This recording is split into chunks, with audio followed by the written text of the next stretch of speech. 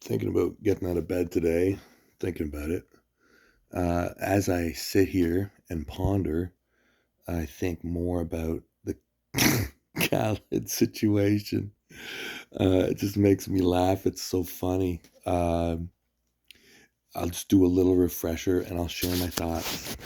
King of the Table, I think it's five. Yeah, King of the Table 5. The next King of the Table has uh, is kind of featuring Khaled now, it seems. And I'm not sure if this match is confirmed, but it just, from looking on the internet, it just seems like everything is kind of pointing this way. Uh, okay, so Khaled versus Schoolboy. It's a really interesting match. Schoolboy has probably got to be the favorite. I mean, Schoolboy is hell of an arm wrestler, uh, dedicated. He's he's a young man, young Russian kid who's already won the Junior World Championships. Shows a ton of promise, ton of potential. And then you got Khaled, who we all know is absolute gift to anything the guy sets his mind on. I mean, I think he did a grip thing that I think that only Brian Shaw has done, maybe something like that, or like nobody has done this grip feat that Khaled has done.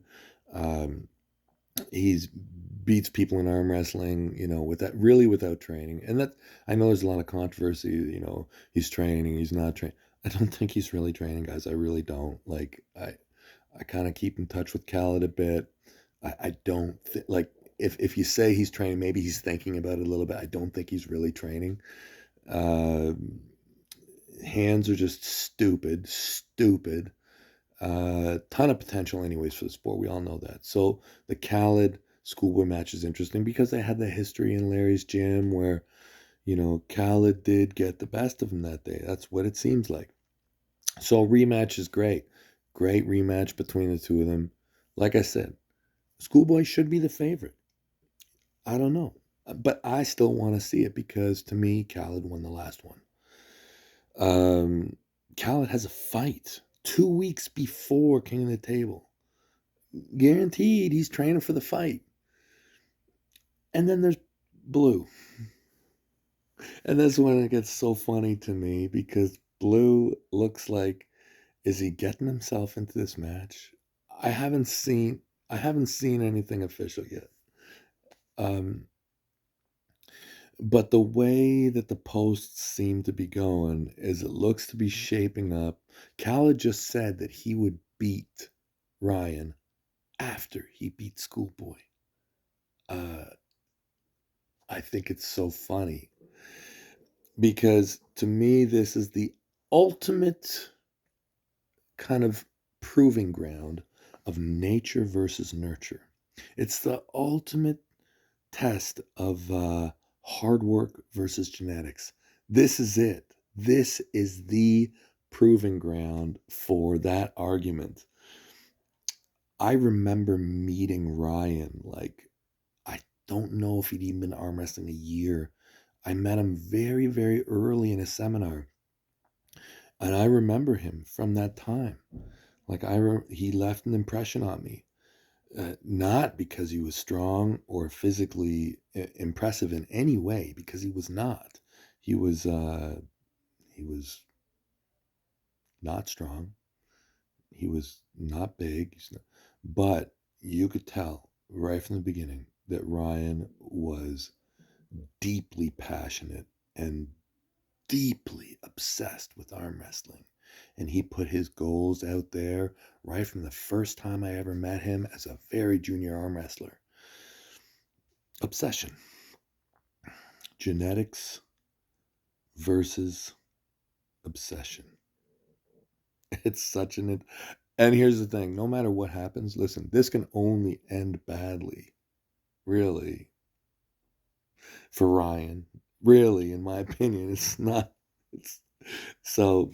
Well, that's not the only way. I mean, but like, so let's say that, okay, whatever happens with Schoolboy and Khaled, 6 rounds, there's very low chance that he's getting through that unscathed. Very low chance.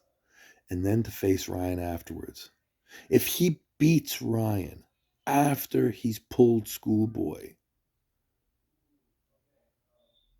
That's terrible. That's terrible. If Ryan wins, well, there's still a big opportunity for a rematch there. Anyways, I find it's interesting how the story of Khaled is kind of rolling along in the arm wrestling world. I just wanted to share my thoughts on it. Ryan, I know that there's 8 other guys in Brisbane who can beat Khaled, but you better find them and start training with them, because that hand, trained or untrained, is going to give you some problems. And I know the King of the Table has an interesting rule set that's somewhat flexible. And before you sign that contract, if there's going to be one, you should be sure. But I also know that the last time Khaled pulled at King of the Table against Larry, they made it very clear that there was a strap ruling where you had to get the straps, you had to slip. So I think that if that hadn't been in place, I think Larry would have done a whole lot better with Khaled. I think Larry would have won that match if it had been like WA hour rules. That's what I believe. But it's hard to slip with that guy. Be careful. Can't wait. Anyways, stay massive, everybody. I think I'm going to get a bed here in a second. I have so much work to do.